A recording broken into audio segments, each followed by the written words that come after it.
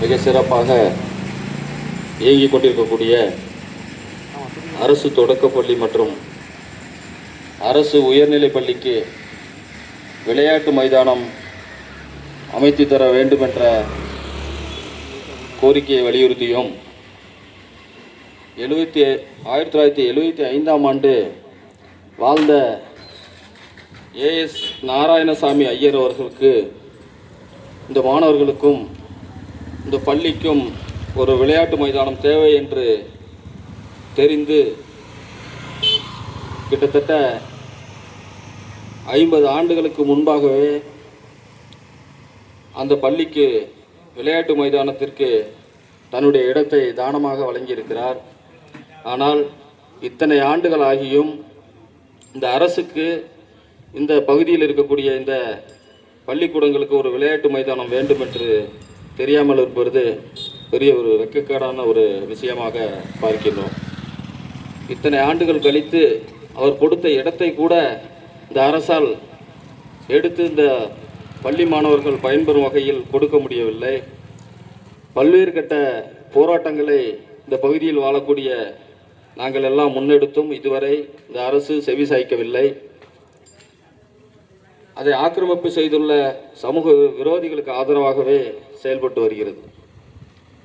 இன்றைக்கு எத்தனையோ பல கோடிகளை செலவு செய்து தற்போது இருக்கக்கூடிய விளையாட்டுத்துறை அமைச்சர் மாண்புமிகு உதயநிதி ஸ்டாலின் அவர்கள் சென்னையில் பெரிய கார் பந்தயத்தை நடத்தினார்.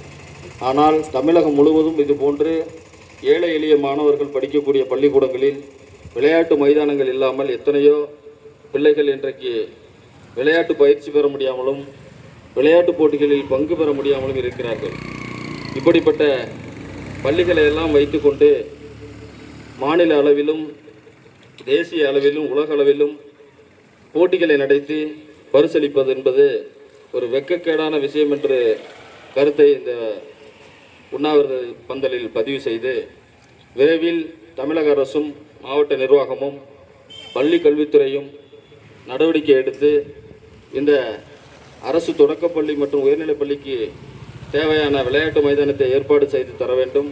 அதோடு இல்லாமல் ஏற்கனவே வழங்கப்பட்ட இடத்தை மீட்டு பள்ளி குழந்தைகளின் பயன்பாட்டிற்கு கொண்டு வர வேண்டும் என்று சொல்லி இப்படிப்பட்ட ஒரு உயர்ந்த நோக்கத்தோடும் கோரிக்கையோடும் தொடர்ந்து இந்த பகுதியில் மக்களின் நலனுக்காகவும் பல்வேறு நலத்திட்ட கோரிக்கைகளுக்காகவும் தொடர்ந்து அறவழியில் உண்ணாவிரதம் மேற்கொண்டு தொடர்ந்து போராடி கொண்டு வந்திருக்கும் அண்ணன் மகேசன் சக்தி இயக்கத்தினுடைய தலைவர் தென்னரசு அவர்களுக்கு மீண்டும் ஒரு முறை இந்த பகுதியின் சார்பாகவும் இந்த பள்ளியினுடைய கல்வி பயின்று வரும் மாணவிகள் சார்பாகவும் நன்றியை தெரிவித்துக் கொண்டு இந்த ஒரு நாள் அடையாள உண்ணாவிரதத்தை தற்போது பலசார் கொடுத்து இந்த ஊர் பொதுமக்கள் சார்பாகவும்